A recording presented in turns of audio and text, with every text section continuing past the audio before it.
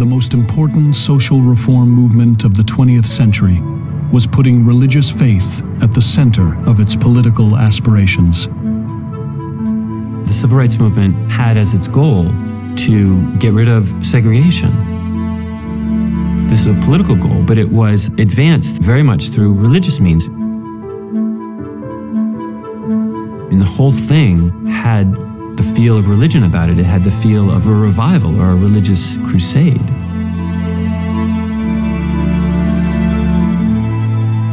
It was moving forward on the direction of people who understood the biblical prophetic tradition of calling out injustice and unrighteousness in the name of God. At the heart of the movement was the black church, which had sustained African Americans since slavery. The black church has always worked for spiritual enhancement and growth on the weekends and political upbuilding and improvement during the week. Black ministers saw that they needed to interpret the message of Christianity to have some special meaning for those who are poor and oppressed minorities. In 1955, in Montgomery, Alabama, Martin Luther King Jr., descended from generations of preachers, took his first job as pastor of the city's oldest black church.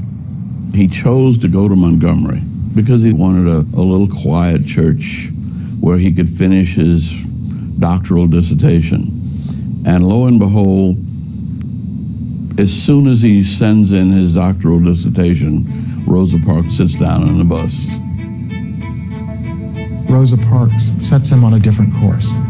That once she takes her action of refusing to give up her seat on the Montgomery bus, a movement starts, and he's selected to lead it.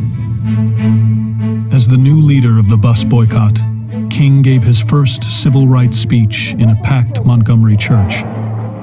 Just 26 years old, he laid out the central ideas that would define the movement, merging biblical principles with the ideals of democracy. We are not wrong in what we are doing. If we are wrong, the Supreme Court of this nation is wrong.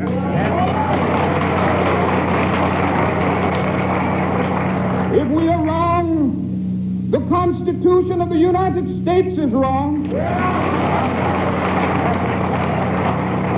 If we are wrong, God Almighty is wrong. Martin Luther King saw America's founding documents as giving voice, giving expression to fundamental biblical principles of justice and peace and equality.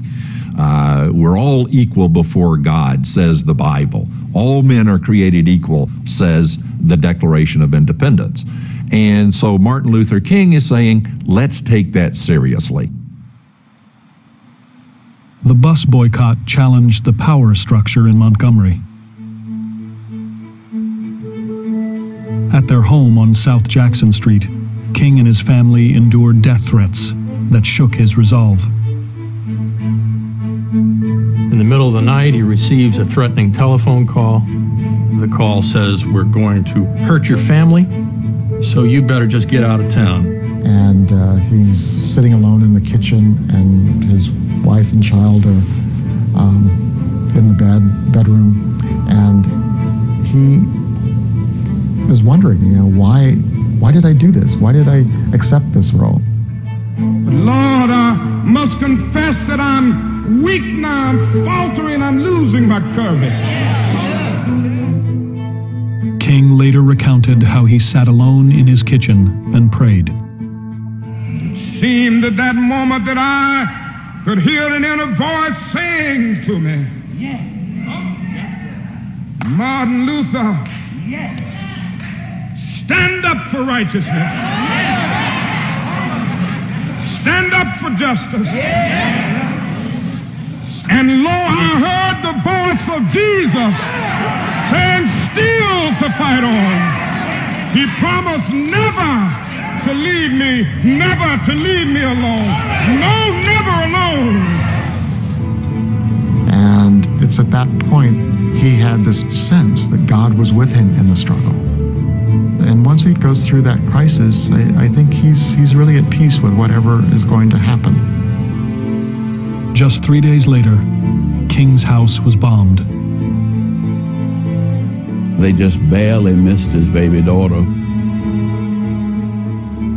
Coretta had just taken her back to the kitchen to get her some milk. She was 3 weeks old or something like that. After the bombing, a crowd of supporters gathered outside, eager for revenge. All of the men had been to the war, and they came to Martin's house with their guns. And he had read Gandhi by that time. And he said, we've got to find another way to change America without violence. And he sent them home with their guns. We still have the attitude of love. We still have the method of passive resistance, and we are still insisting emphatically that violence is self-defeating, and that he who lives by the sword will perish by the sword. Let us pray. Gracious and almighty God, we are thankful that we have the opportunity to gather here today in peace, to listen to this lecture and to be inspired by the words we hear, the community around us, the opportunity to reflect on what we are asked to do next. Guide us then in our spirits to hear, to reflect, and to go and do, and to be united as a community here at Louisville Seminary and wherever we go from this place. By your grace and in your Son's name we pray. Amen. Folks, it is a pleasure to welcome you here tonight to Louisville Presbyterian Theological Seminary, here on campus and online. My name is Andrew Pomerville, and I am delighted and honored to be the president here at this magnificent seminary. We have outstanding events here on campus and have had a great start to this academic year, and this is no exception. We have amazing lectures that are sponsored and that we celebrate every year. The Henry H. and Marian A. Presler Lectureship was established to honor the couple's missionary service and to inspire the Louisville Seminary community and its wider community about issues of global mission and the role of American denominations in their historical and present witness to mission. The topics of the lectures vary, but the overall theme is Jesus Christ's commission to the church in Matthew 28, 19 through 20. It says, "Go therefore and make disciples of all nations, baptizing them in the name of the Father and of the Son and of the Holy Spirit, and teaching them to obey everything that I have commanded you." Dr. Henry Presler studied for 2 years at Louisville Seminary and then transferred to Boston University School of Theology. In his later years, he remembered his formative time at Louisville Seminary and left a bequest for this lectureship. I am delighted to welcome our Dean of the Seminary and Vice President for Academics, Dr. Deborah Mumford, to come forward and introduce this year's Presler Lecture. Dr. Mumford.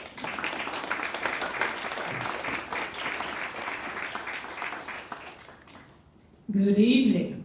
It is my pleasure to introduce to you Dr. William Yu. And just a reminder, after the lecture, we'll leave time for questions. So as you think of them, some questions come to mind, don't forget to jot them down. We will have plenty of time at the end for questions. Dr. Yu is the Associate Professor of American Religious and Cultural History at Columbia Theological Seminary. He has published books on African American Christianity, Asian American Christianity, Presbyterian history, and the histories of indigenous rights activism and abolitionism in the United States. His book, What Kind of Christianity? A History of Slavery and Anti-Black Racism in the Presbyterian Church, received the 2023 Award of Excellence from the Religion Communicators Council. His most recent book is Reckoning with History, Settler Colonialism, Slavery, and the Making of American Christianity. He is presently conducting research for a book project on the Reconstruction and the civil rights movement. As a teacher, preacher, and scholar, Yu focuses on the history of racism in American Christianity. He is a professor and public theologian who interprets the most challenging and urgent issues of racial justice with clarity, depth, honesty, and precision. His conviction is that deeper engagement with history aids us in more faithful and effective participation in our present ministries, exhibiting God's love, justice, grace, and righteousness. When studying the development of Christianity in the United States, he's motivated to find both beautiful moments of awe-inspiring faith and the ugly episodes where it's difficult to discern the divine presence at all. He is a minister of Word and Sacrament in the PCUSA and a member of the Cherokee Presbyterian. He previously served on the board of directors for the Presbyterian Historical Society and presently serves on the board of directors for the Monterey Conference Center. William and his spouse Sarah, a middle school educator in the Atlanta Public Schools, reside in Decatur, Georgia, with their 2 teenage children and their 2 cats. It is my pleasure to introduce to you Dr. William Yu.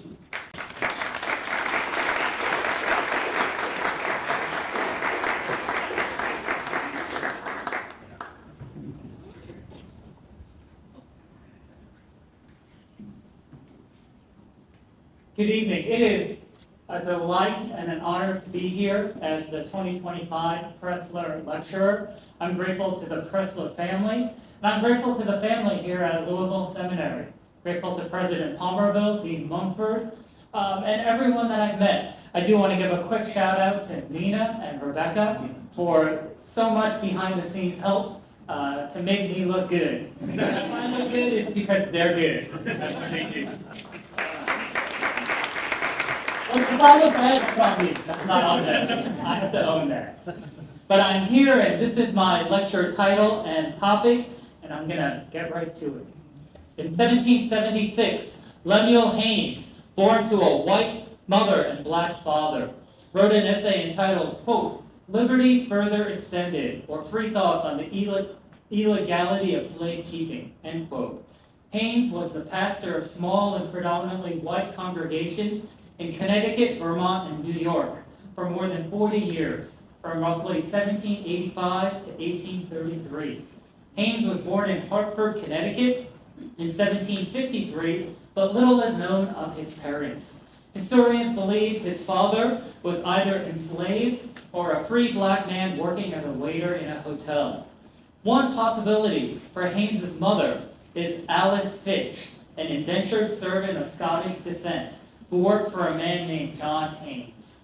Lemuel Haynes was given over as a ward of the state of Connecticut as an infant and lived under the indenture system within a white family. The patriarch of the white family, David Rose, was a farmer from the Connecticut town of Durham, who relocated with his wife, Elizabeth Fowler Rose, and Lemuel Haynes to Grainville, Massachusetts. Formal school opportunities in this rural town were scarce, but Haynes expressed deep appreciation to the Rose family for teaching him at their home, and he specifically credited Elizabeth Fowler Rose for caring for him as, quote, "as though I were her own child," end quote. Haynes fervently studied the Bible and could recite from memory a good number of scriptural texts explaining the doctrine of God's grace.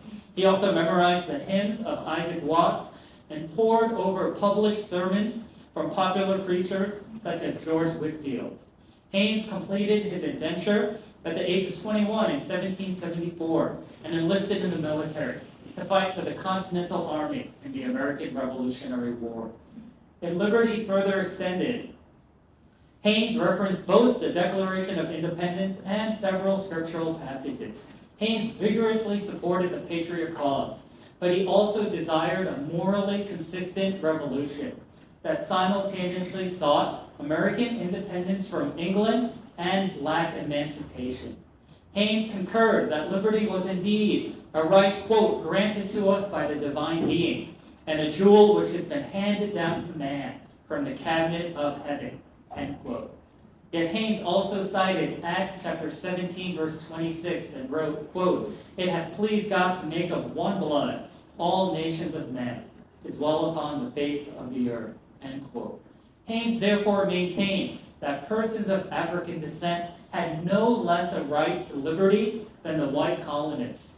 He acknowledged the prevalence of Christian justifications of slavery, but Haynes dismissed, quote, "even those of the most cogent kind as essentially deficient and a lamentable consequence," end quote, "of the imputation of sin after the fall of humankind, a Calvinist doctrine tracing human depravity to the trespasses of Adam and Eve in the book of Genesis." For Haynes, English Christians deceived themselves and portrayed the gospel, and using the glorious truths of the Bible to defend the vile and atrocious injustices of both the transatlantic slave trade and slavery itself in the North American colonies. Haynes believed that pastors had the responsibility to preach about social justice. Informed by the Calvinist doctrine of divine sovereignty, the God who ruled over all things, Haynes, as a preacher, sought to illumine how current events revealed both the wondrous love and holy rebuke of Jesus Christ. In an ordination sermon in 1791 for Reuben Parmalee, the new minister of First Congregational Church in Hinesburg, Vermont, Haynes described the pastorate as a watchtower. Every minister was a spiritual watchman, in his words, who declared the whole counsel of God. Haynes believed that pastors could not fulfill their duty on the watchtower without engaging politics from the pulpit. Yet in 1813, Haynes also preached that it was inappropriate for ministers to be, quote, "noisy and clamorous in party disputes." Perhaps a contemporary example of this is to be political and not partisan. But Haynes also found that it was impossible for clergy such as himself to educate congregations on the civic responsibility of Christians without directly addressing political matters. Haynes cited Christ's warnings against the oppressive actions of governing rulers in Matthew 23 and exhorted, quote, "Was not our blessed Lord a political preacher when he reproved those in authority," end quote. One insight from Haynes in untangling the web of politics, social justice, and the spiritual mission of the church is to differentiate between principles, policies, and politicians. Christians ought to form and refine clear principles about pressing social issues through deep study of the scriptures and other theological resources, alongside mutual discernment in a worshiping community of faith. Rather than asking, "Is this too political?" Christians should ask, "Is this spiritual? And how so?" and interpret policies and politicians according to their principles. This requires a reframing. You know what? I should click that way. This requires reframing spirituality and the spiritual mission of the church.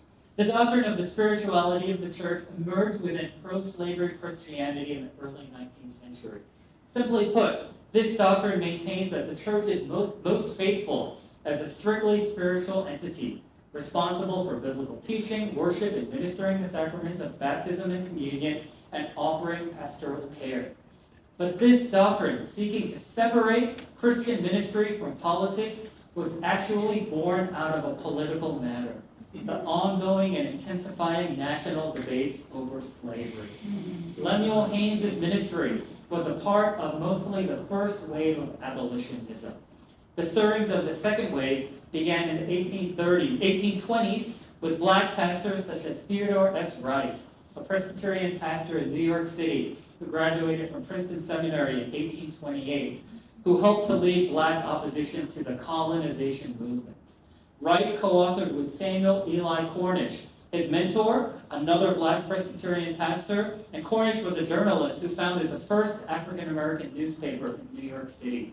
And they together wrote an essay rebutting several of the main thrusts of the African colonization movement to send free black Americans to Liberia, which was a movement that developed in around 1815, 1816.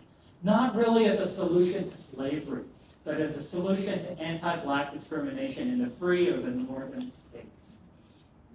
Cornish and Wright challenged the ACS, the American Colonization Society, with promoting a powerless gospel that surrendered to anti-black racism as an unconquerable sin.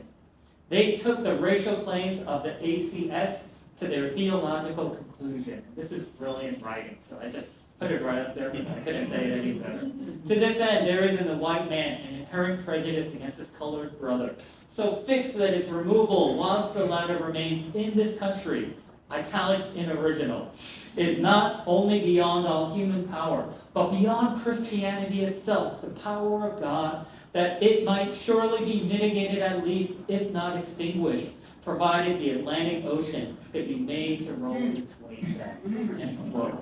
The solution, according to Cornish and Wright, to anti-black discrimination was the repentance of white Christians, not the removal of black Americans. In 1831, William Lloyd Garrison had helped to inspire a generation of activists for black emancipation when he wrote in the inaugural issue of The Liberator that he did not wish to, quote, to think or speak or write with moderation, end quote. He compared the moral crisis of slavery to three perilous metaphors. This is in his op-ed editorial, January 1, 1831. Tell a man whose house is on fire to give a moderate alarm. Tell him to moderately rescue his wife from the hands of the ravisher. Tell the mother to gradually extricate her babe from the fire into which it has fallen. End quote. Garrison also promised in that same editorial that he would neither equivocate nor retreat a single inch. During this second wave, the abolitionist movement urged congregations, pastors, and denominations to examine their principles and determine whether they aligned with pro-slavery policies and politicians. The movement did not persuade every Christian, and in many ways produced an even stronger and pro-slavery response from white Southern Christians and some white Northern Christians. Protestant clergy, especially in the Southern states, emerged as the most vociferous speakers and prolific writers in support of American slavery. The historian Larry E. Tice finds that in his analysis, quote, ministers wrote almost half of all defenses of slavery published in America. Pastors, REBs, maybe some of them were even D-Mids, wrote almost half of all defenses of slavery published in America. More than 1 out of every 2 tracts was written by a minister. This fact is horrifying, but also not beyond belief. There are readily discernible answers to explain why pastors led the way in promoting slavery and in turn denigrating black people in the context between abolitionists and enslavers. One reason for the centrality of pastors among the pro-slavery ranks is because the abolitionist movement drew so darn heavily on the Bible and other sources within the Christian tradition. The religious arguments of American abolitionism therefore required a religious response, not just a political one, not just a cultural one, not just a sociological one, not just an economic one, but a religious response that would be just as persuasive, passionate, and forceful. The proponents best equipped to defend slavery at the necessary levels of moral certitude and rhetorical ferocity were pastors.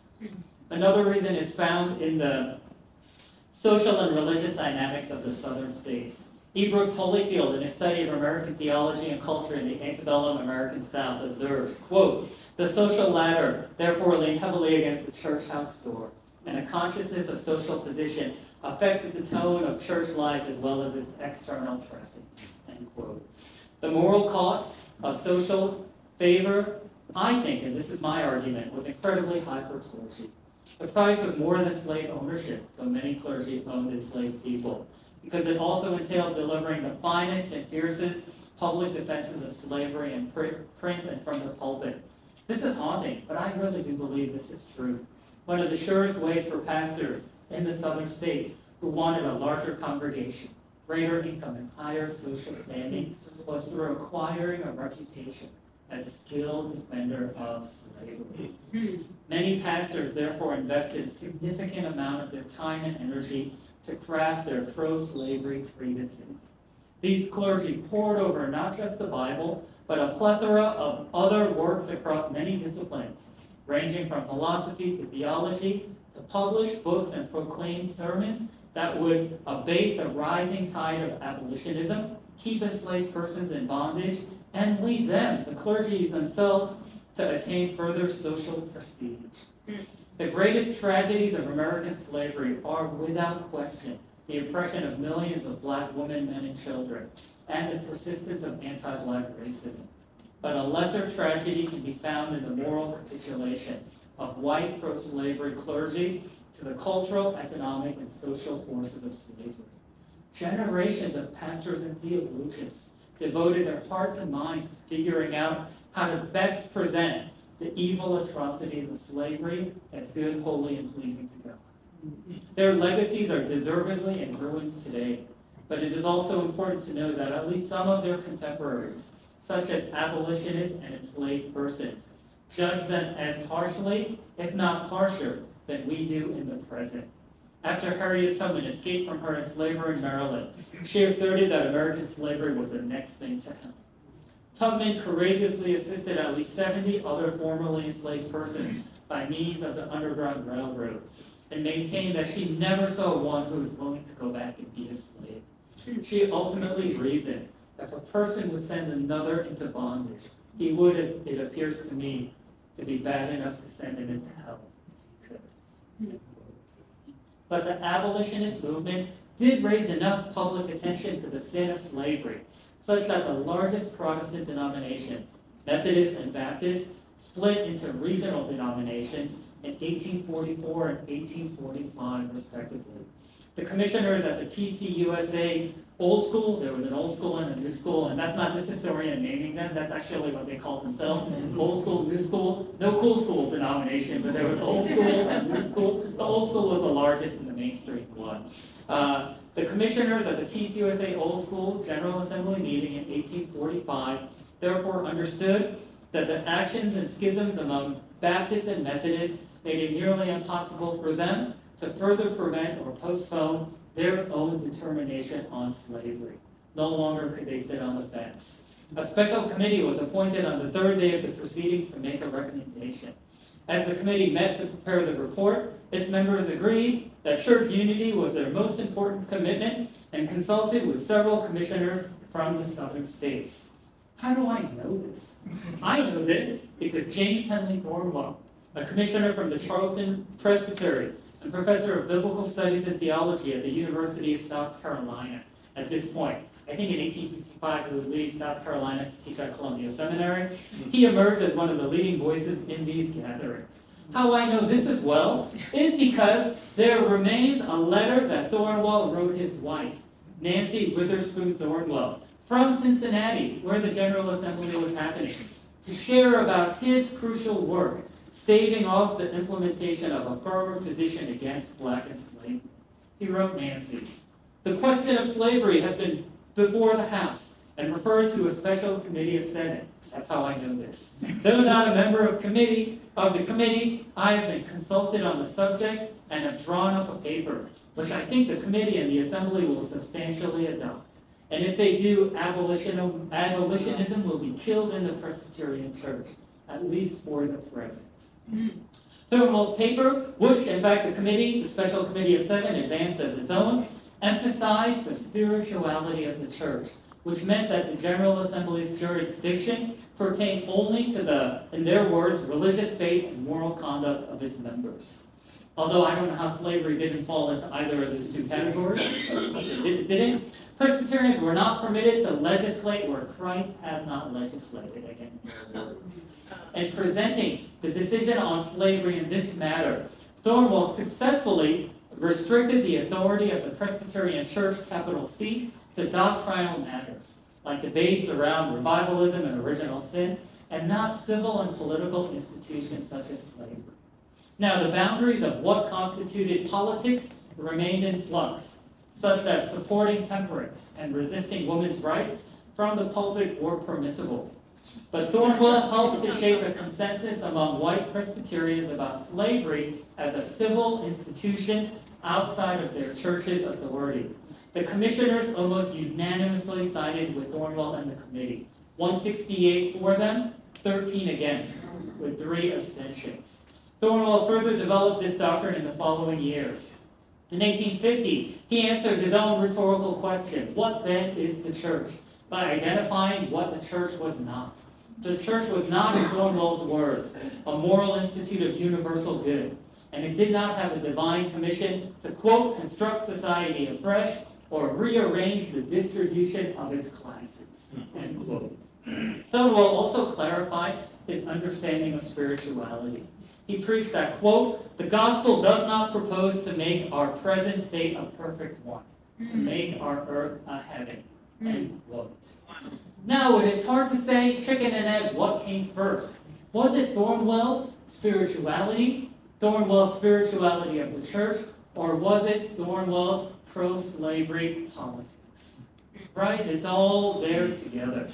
So from there, I do want to jump ahead 100 years. I know I'm going quick, but to present some other reframing of what we think about social justice, politics, and the spiritual mission of the church. So here's from the National Council of Churches, a report entitled The Christian Conscience and an Economy of Abundance in 1956. So this report states, from the Christian standpoint, a minimum goal for the distribution of abundance is the right of all persons to a reasonable level of living, including food, shelter, clothing, healthcare, and access to cultural interests. This part's not on the screen, ran out of room, but they write, Americans are disturbed over our nation's abundance because our spiritual inheritance and a deeply rooted conviction that spiritual values should be granted priority. Now I'm going to continue. But how do they define spirituality, contra or different from Thornwell? By spiritual, we mean the order of life which God intends. Opposed to this is placed the term material or materialism. Here is implied a preoccupation of things. We start with the assumption that all life is of God's creation. Man's purpose as a part of that creation is to live within it according with God's intention. All of life, therefore, within material surroundings has a spiritual significance. So I don't know that I appreciate everything that the World National Council of Churches has ever written, but I appreciate here the ways in which they reframe materiality and spirituality as not opposed to one another, but as connected. It is our spirituality that drives our materiality, our conditions of understanding, that we do want to make this earth look more like the heaven and the shalom that God has gifted us to see in part. We can see it in part up there. And in that seeing, we are motivated to do as much as possible to live it out in full here among God's people and all of God's creation. I'm also indebted to Walter Brueggemann. Several years after he wrote this book, Sabbath as Resistance, in 2020 he published a book entitled Materiality as Resistance. That a call to care for our bodies, a call to care for creation, a call to care for our polis, or our politics in the sense of the society in which we live. This is why we pay taxes. This is why we care about the food that we eat and the food that others eat. This is why we care about the world around us. Because materiality, just like Sabbath, is a form of resistance to the ways of sin and the ways of evil, so that we can pursue what is good, what is holy, and what is right. That our spirituality and materiality are tied up together. And so with that, if that is how we're going to pursue politics and our spiritual mission of the church, I do want to also note that we do need a spirituality or a politics or a mission, all of that of hope.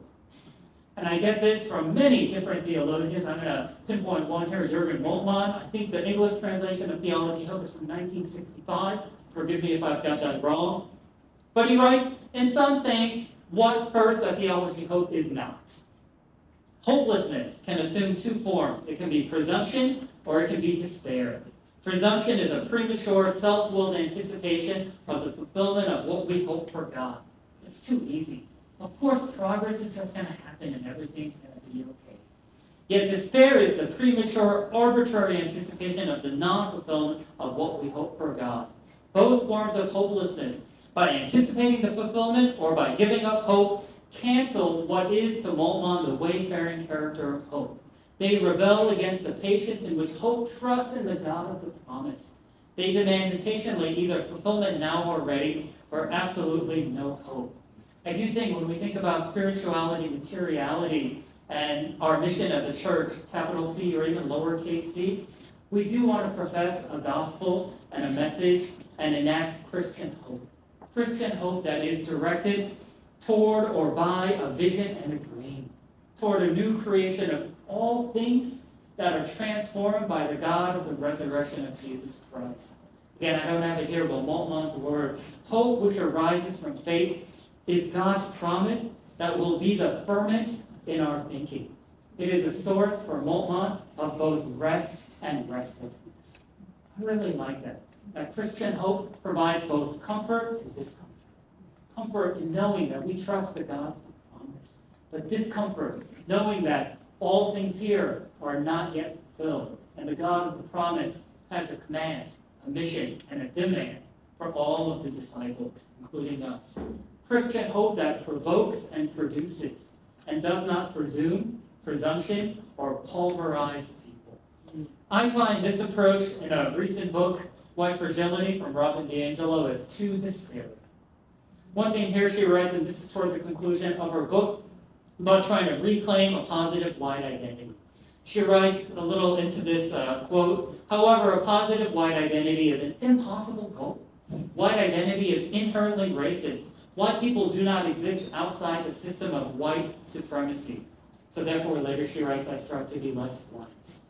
I do think we do. We want to strive to be less racially oppressive, more racially aware, better educated about racism, and challenge certitude and arrogance. But I do think this despairing note that a positive white identity is an impossible goal, that whiteness is inherently racist. My point as a historian was that it was not inherently racist from Adam and Eve, but that it became racist through theological, cultural, political developments over time in the early modern period up to the present. So here, I just find this as too despairing. I find this as not directed toward a vision of hope and a motivator of action. But if I find this a little too despairing, I don't want to be too critical. This is hard. I'm going to be able to find. I find this a little too presumptuous. I know. How dare you pick on Stanley Hauerwas, right? Who are you, willing you to pick on these guys of the Theological Academy? So I'm going to be careful. This is from their book, Resident Aliens. I don't know how circulated it is today. It came out in 1989, and it was really good. This is from, I think, the 2004, maybe, or 14 anniversary edition. But they write here, so at their point, it comes through, what you can see. You know, what makes the church radical and forever new is not that the church tends to lean toward the left on most social issues, which is probably the camp and the tribe that they hang out with, but rather that the church knows Jesus, whereas the world does not. In the church's view, the political left is not noticeably more interesting than the political right.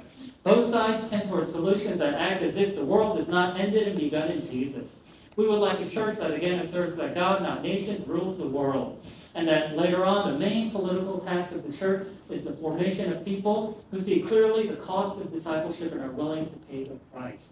I think their point here, I don't know if they would write it today in thinking how we think about colonial language, is that Christians live in a colony in the United States, that they are U.S. citizens and that they care deeply about the flourishing of the nation, but they are patriots. They are nationalists in the sense of caring for the welfare of the nation. But Christians are best as resident aliens and people who are not altogether at home and not too enmeshed in any society. In their context, it is the United States, so that they can remain out of step with the status quo. Because isn't that what the gospel requires?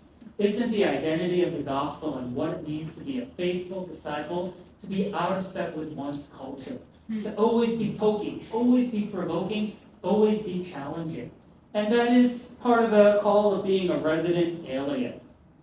I do find this a little presumptuous in that I think it is very hard for the church to be totally outside of culture as this light in the darkness, as this anchor amidst the waves of political, cultural, racial turmoil and strife. In some ways, outside of the incarnational, fully divine, fully human, hypostatic union of Jesus Christ, I actually don't think this is a doctrine of the incarnational church. as fully human and fully divine in such a way that it is absent of humanity and the fallenness and the temptations and just the society and the world that we live in. And I see that, of course, from pro-slavery and abolitionism, the contest there, but even today. So here is a shout out to something that I find, if it's like the Goldilocks thing, too cold, too hot porridge, here is something I find is maybe just right, in terms of neither too despairing nor too presumptuous. Amy Plantico-Paul writes in 2004, The Graced Infirmity of the Church, her essay in a volume that she co-edited with Serene Jones, politics is an inescapable dimension of the life of the church. Not surprisingly then, the church has always been a community of argument, as the New Testament writings readily attest. So I see it, and as I shared at my seminary and when I'm out there, I think Paul is right, Dr. Paul, that it is a community of discernment. And if the community of faith is going to be a community of discernment, it's also going to be a community of argument. What kind of faithful community of discernment? What kind of roundtable, President Palmerville? After 5 minutes, we got it. We know exactly what we're going to do, and everyone's on board, and let's go. No, a community of discernment, it takes time. It takes many different faithful people with many different viewpoints and lived realities and perspectives to come together. And sometimes that discernment does take the form of argument. Different voices in the church, even sensitive and discerning voices, often fail to harmonize. So, Dr. Paul writes, from a Reformed perspective, the church must be a community of argument. All of the church members are less resident aliens, but more prone to error and sin, and therefore decision-making must be prayerful and collaborative. And I'm wrapping up in a minute or two. So we have this verse from Matthew 4, and I think this exemplifies how I want to untangle and reframe this mission. Man does not live by bread alone, but by every word that comes from the mouth of God. What if we focused on the word alone, which means that God intends for all humans to have enough bread? What is implied there is that human beings will have bread. How can man not live by bread alone if man has no bread? Because man has bread, man also relies and turns to every word that comes from the mouth of God. This means that God intends for all human beings to have bread, and the larger point perhaps is to have access to an abundant and flourishing life. I have come that you might have life and life abundant. That's in John chapter 10. The spiritual mission of the church, therefore, is to be bearers of the gospel in the communities we inhabit. And our principles within a community of discernment and argument inspire us to engage in politics as a material manifestation of our spirituality. Our spiritual mission animates our political engagement as we seek to enact the gospel and work toward the prayer on earth as it is in heaven. Liston Pope in 1943 taught for a long time ethics at Yale and was part of the National Council of Churches when it was the predecessor Federal Council of Churches. He wrote this quote, he wrote this as part of a report in 1943, which I find apt today. Let the church be the church, cleanse its own life, and so live out its principles as to create new faith, new conscience, new hope in the world. Now, I do have a warning for a hopeful word. I do think one challenge is, now I've spent a lot of time on reframing social justice and the spiritual mission of the church. Here, for just a minute, I want us to think what we mean by politics. I don't want to spend too much time on this. I'm going to rely on this political scientist, Ethan Hirsch, what he wrote in 2020. Many people think they are deeply engaged in politics. They follow the news, reading articles like this one. He wrote this in The Atlantic as part of his launch for his book, and debate the latest developments on social media. They might sign an online petition or throw a $5 online donation at a presidential candidate. Mostly, they consume political information as a way of satisfying their own emotional and intellectual needs. These people are, and this is what he coined, and I think it's really good. I kind of wish I coined something like this. This is great. As political hobbyists. That's different from politics. You are a political hobbyist if you are doom scrolling or joy scrolling through your social media to see what the loudest and most cynical voices are saying every day. What they are doing is no closer to engaging in politics than watching Sports Center is to play football. So I do want to say, certainly now, that this is the politics we don't believe is the spiritual mission of the church and advances the cause of the love and justice of God. So if people are coming in and wanting to do this kind of politics in the church, certainly we say no. Politics is about what are our principles, how do they inform what we think about the policies locally, statewide, regionally, and nationally, and then how does it inform the politicians whom we will support and those whom we will not support. That is politics. This is, I think Hirsch is right, political hobbyism. And finally, a word of hope from not the Southern Christian Leadership Conference, which Dr. Martin Luther King Jr. read, we saw a little bit earlier, but from no less an important, and in some ways, in some parts of the country, more impactful movement, the Student Nonviolent Coordinating Committee, led by young people. And I will say, unlike the SCLC that Dr. King led, this movement was more inclusive of women than the Southern Christian Leadership Council. You have certainly one of their leaders, Barbara Jones Omolade, refers to Fannie Lou Hamer. But here's what she writes in reflecting in this wonderful volume, Hands on the Freedom Plow. SNCC was a burning struggle that helped to birth me as a woman that continues to push itself into my life and consciousness. I continue to look for that unseen combination of timing, human will, personality, and historical moment when a small group of young people will be powerful enough to change society, but even more importantly, will be inspired to build a beloved community strong enough to change all our lives. Through my lens as a Christian, I can also see the way faith moved among the believers responsible for the spirit of the movement. Their prayer, songs, and sacrifice taught me the true meaning of faith as a substance of things hoped for and evidence of things unseen. As an adult, I finally understand what gave Fannie Lou Hamer and the others such courage and such power in their songs. It was their faith and prayers. And I'll end with, again, the Reverend Lemuel Haynes. Was not our blessed Lord a political preacher? Thanks, everyone.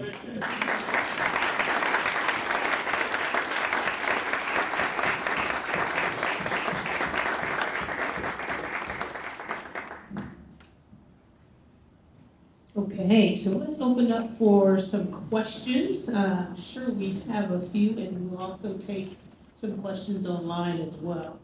So, anybody willing to start us off?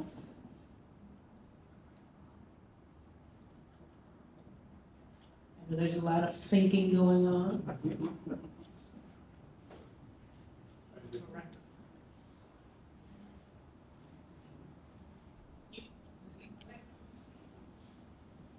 Thank you for your presentation, Dr. Yu. I know as you were speaking, especially to the abolitionist, anti-abolitionist movement, I thought of a lot of parallels to how we're talking about church today, especially with current events and with a very consistent and loud voice of political and religious pressure kind of coming together. And I'm curious if you could speak to how you're thinking about how we're talking about the church, especially in public and political spaces right now.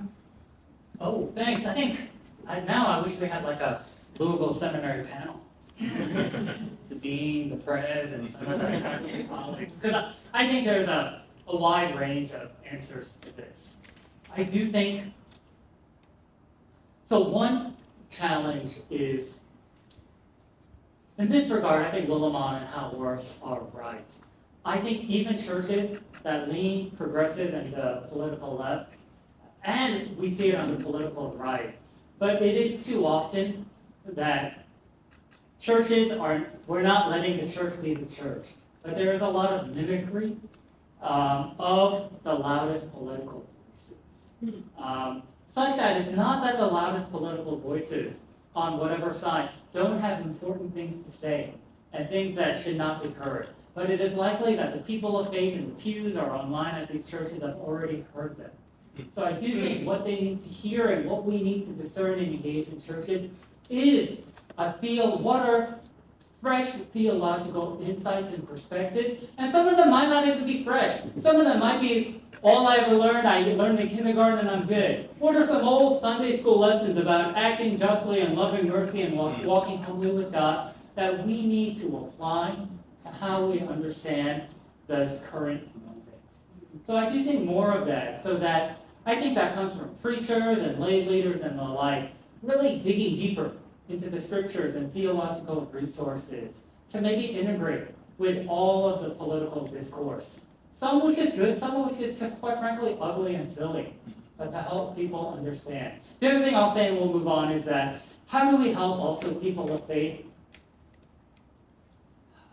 not care a little bit less about political hobbyism, but really understand, I think our political identities for many Americans, including American Christians, are too strong, like are too definitive of who we are. I was surprised, I read it a little bit later than probably most. Ezra Klein's earlier book, not the abundance one, Why We're Polarized in 2020, he does a study from some Duke sociologists, and he does in the 1960s. There was a lot of division and partisanship, but he writes essentially people cared more about their religious, and in this case it's Protestant or Catholic denominational identities than they did their political ones. That parents would be more inclined to be upset if their kid came home and said, I'm going to marry, we're Methodists, but I'm going to marry that Lutheran person, right? Versus we're Democrats, I'm going to marry that Republican person.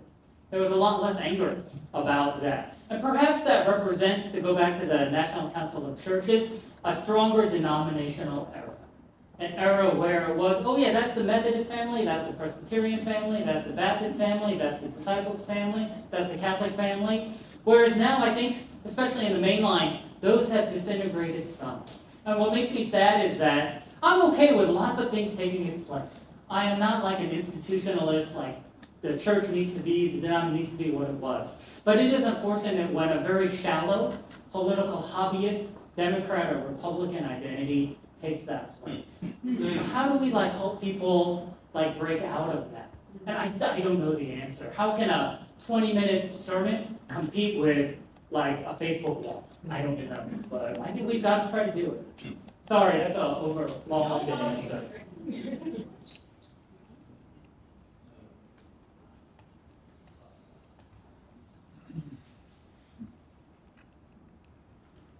Thank you for that very rich lecture, engaging so many voices and challenging us in lots of ways to rethink many things related to social witness, history, and the impact of all that. My name is Chris Elwood. I teach history in this context.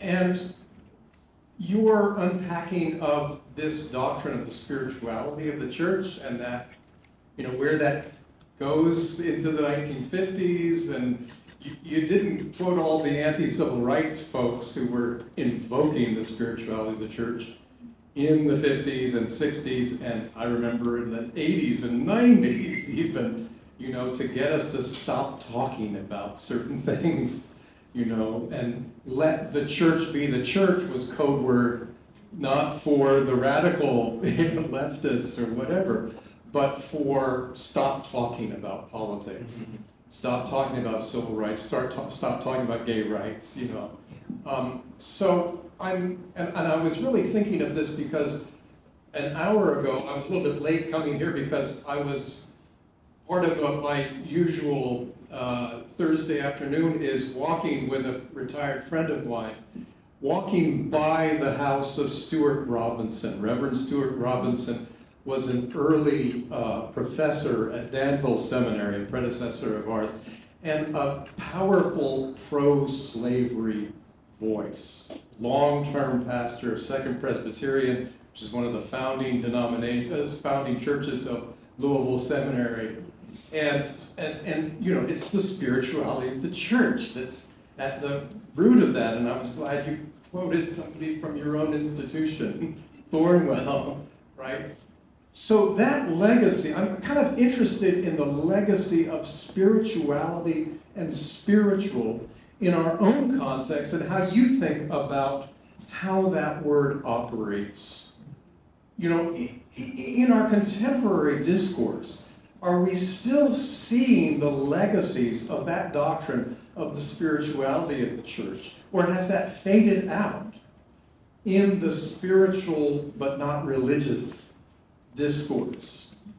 I'm sort of just wanting to pick your brains about what is the ferment around spirituality and spiritual for Christians today in relation to thinking about, are we wary, are people wary of engaging the political because of the divisiveness of that in congregations? Or are people really wanting to embrace the political? Moltmann was a long time ago, and yet I'm not sure we always kind of see what you helped us to see in Moltmann around hope. Yeah. Thanks. That's a rambling question, but I'm interested in whatever thoughts you have. No, thank you. We're compatriots, rambling historians. It's what we, I feel that for some it might have been rambling. For me, it was like affirming energy. This is how we talk. I don't know that my spouse would want to have us over for dinner together. So I do. I agree. I think there are several things there. One is, for those who might not know this doctrine or might feel it more implicitly, I do think spirituality has an anti-materiality, anti-institutional thing. The idea of the church, the excesses of institutionalism, as something to avoid and flee from. Like you noted, the SBNRs, the spiritual, the not religious. So that's one thing over there. I do think the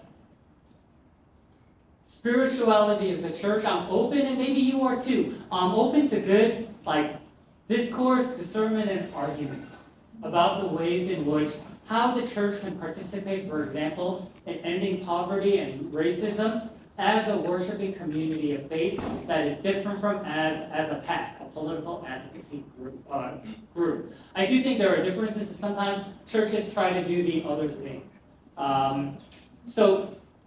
But what I would say in talking with people is maybe there are some dangers that the spirituality of the church is trying to safeguard. I think the idea of, because politics is, I agree with Reinhold Niebuhr and many others, I don't want to just what I'm saying, it's a messy, imperfect system that yet God calls to enact justice in this messy and sinful world. It's an imperfect system. If politics is about power, hopefully it is different from the church in that it is incremental. It is full of compromises. It is always incomplete. There are always side deals and bargains to be made to get to what politics is supposed to accomplish. Something that will, either for good or for bad, that the voters wanted. So I'm happy to engage all of that. That yes, we don't want churches to look and sound just like political advocacy groups. We want to allow for the holy mystery that comes in prayer and in worship and through the study of scriptures. But I want to note, there are other excesses that the spirituality of the church, let's agree to disagree perhaps on some of what we're doing here. Maybe mine is a little too out there, but let's agree that this is where it started. It started as a pro-slavery doctrine. Let's at least not fight about the past. That's where the doctrine started. To really not be necessarily apolitical, but really to have a strong political viewpoint that would promote and propagate the ongoing sin of slavery. And that is in the water, and that has shaped all of this doctrine moving forward, even in the ways that it might be a good safeguard for churches that might be overly political hobbyists. Am I getting at your, yeah.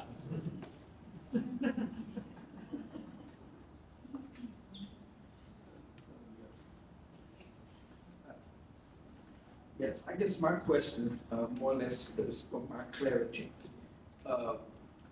in the untimely reframing of politics, social justice, and spiritual mission. In your lecture part on whiteness, are you advocating a whiteness as a structure for theology, whiteness as a structure of social. Oh, yes. Yes. Lord, thank you. So we met outside, right? Right. I think you're a new Doctor of Ministry student here at Louisville Seminary. I think my point is, I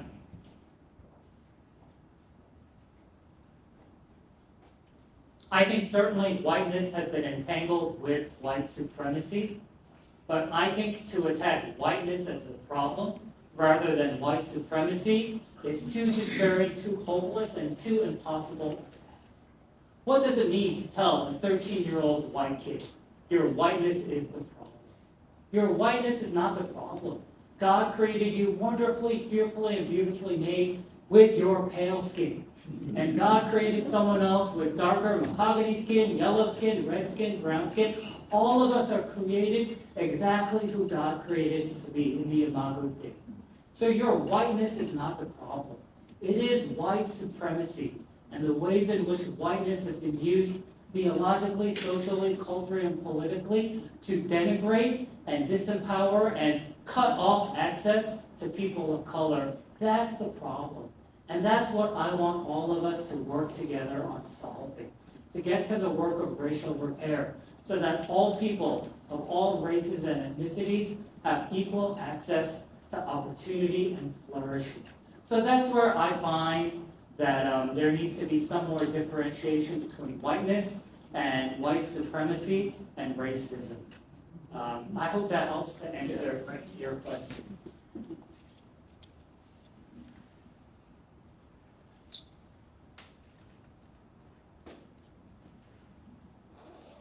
I guess I have to start with confession as one of them white people. I've served in purple churches my whole career. And it ain't easy. But when we talk about being white and whiteness, I think the parallel that comes to mind is it's like talking about being human and being sinful. I don't know how to be human without being sinful. And I confess that though I am constantly trying not to, I don't know how, because of the way it's baked into the DNA of my culture, to be white without having at some point participated in white supremacy. So I have to confess that. So I think for me, it's less of a conversation about how to separate whiteness from white supremacy, but because we are a people of Jesus Christ, how to invite the Spirit into redemption. Because I am too skeptical of the white supremacist fabric within our society to believe that it can be separated and somehow contained and somehow eradicated. Because I wouldn't know how to be human and eradicate sin. So I think for me the conversation starts to become, how do we, you hit it right at the top. White people need to learn how to be called to confession. Because, I mean, that's the reason we put it at the top of the service, right? We can't do the rest of the business until we get confessed. I don't know how much of this conversation in the nation can happen until we truly believe that if we say we have no sin, we deceive ourselves and the truth is not in us. So for me, right now, the task that I don't have an answer for, but I'm working on, is how do I come alongside people that do not believe they have sinned? How to be a chaplain to those people. Because I remember when I was in my residency in CPE, I had people who had been attacked in one room in the ED, And they didn't know their attacker was 3 doors down, who had also been wounded in the altercation. And I was charged to provide care to both. So if you believe in powers and principalities, the tough love your enemy thing is to understand that the people who participate willingly in white supremacy are, and in no way am I excusing it, they are also victims of the powers and principalities that support this. So I guess there was a question there somewhere. I want to just say, first of all, thank you, because you're somebody who brings knowledge as encouragement, and that's how I've encountered you digitally, and so that's... And you're in person, so thanks for being here. Yeah. Well, it was longer than the TikTok, but I think what I'm asking is, can we, how is that interaction with not, because we keep talking about it's almost like we got to preach it away, right? I see all the imagery up there. It's like we're going to preach it out the door, and I have preached it as hard as I can, but I've made no difference. But when I come alongside people, that's the time the difference is. So how do we take that and not make it sound, here's the question, how do we do that and not make it sound like we're participating in the spiritualism that was so dangerous that you described earlier in the lecture? Excuse me. Oh, yeah, I've been thinking about preaching on it. I think so. I think I will say, and I get this from lessons from the past. This was what I find in both before the Civil War for the abolitionists, as well as, for example, in trying to oppose the Indian Removal Act of 1830 in the state where I reside, Georgia, indigenous rights activists. I find that if I can summarize one part of their desire or their advocacy, it is for white Americans and white American Christians then 200 years ago not to accept guilt and shame for the sins of their ancestors, but to really claim responsibility and repair for the nation that they inherited and inherited. I get this from the Pequot Methodist minister, William Appice. He said this in the 1830s in one of his last speeches. You and I are to be grateful that we are not guilty of our fathers, with apologies for the gender exclusive language, for our fathers' crimes. And he's talking about the Mayflower and all the horrible stuff that happened in the Massachusetts Commonwealth that led to the destruction of his people. So he says, we're not guilty of our ancestors' crimes. But his plea, his call there is for everyone to get at the work of how do we protect. We can't give all the land back to the Wampanoags and the Pequots then in the 1830s and the Cherokees in the southern states. But how do we help them protect the land that by treaty is theirs? We don't have 1,000 acres anymore. We've only got 100. But now there are settlers and governments that want this 100 too. It is a terrible story of broken treaty after broken treaty. But the call there is to get at spiritual principles and convictions for material results. And Appice writes, how you do this, it matters how you vote. It matters how you advocate. Sign this petition and join the Wampanoag people, and don't let the government take this parcel of land. So for us, I do think it is to focus, I think perhaps a little less on the psychology of whiteness and just racial awareness.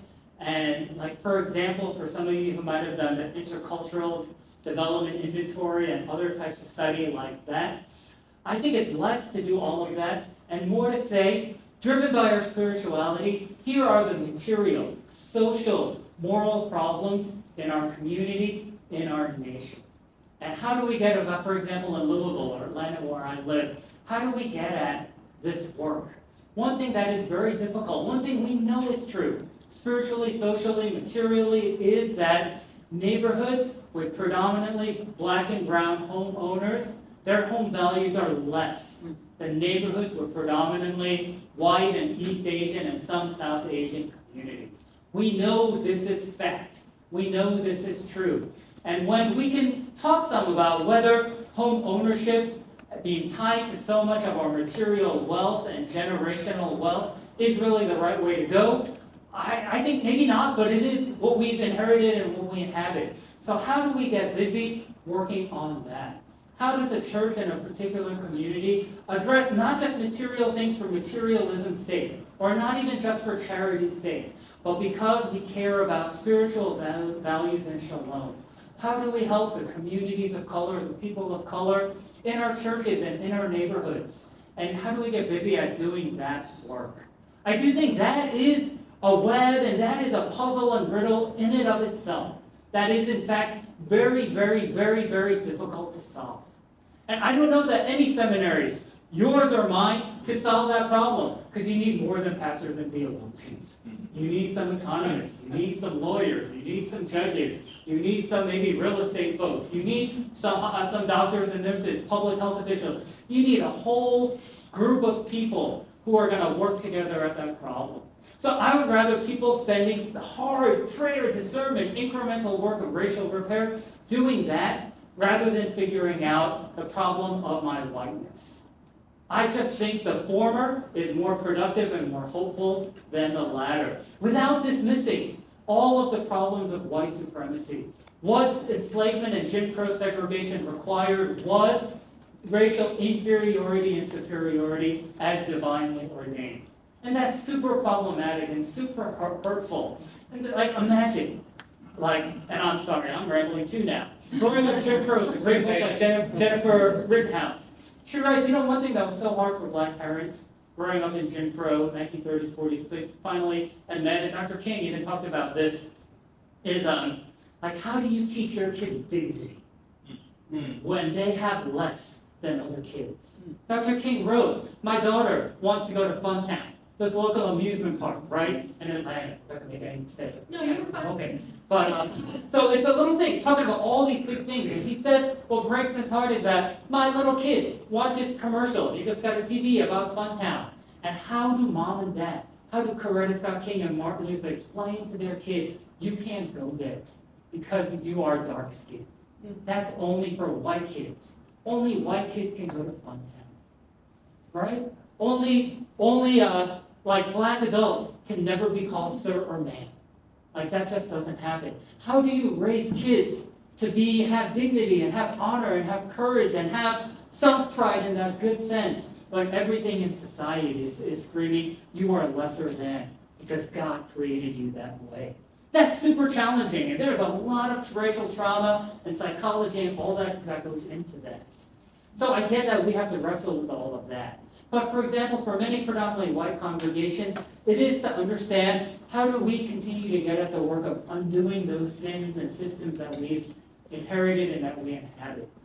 Not to say that that's easy, but repeating myself, I think that is more hopeful and productive than, even D'Angelo does this, and I feel bad, I'm throwing stones at Robert D'Angelo, I don't need to. It's feel the whiteness in your skin and in your bones in your body.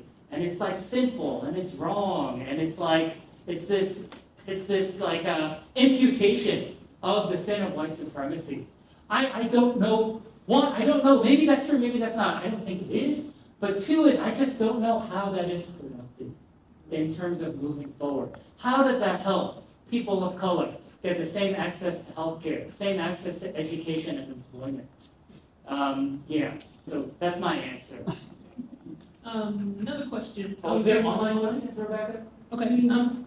Go ahead. We do. We have several. I'm going to combine two of them. From Paige and from Michael. Hey, thanks, Paige and Michael, for being here. How do you see the two Christianities of Frederick Douglass in its present-day configuration? How do social justice Christians engage with Christian nationalists? That's the one.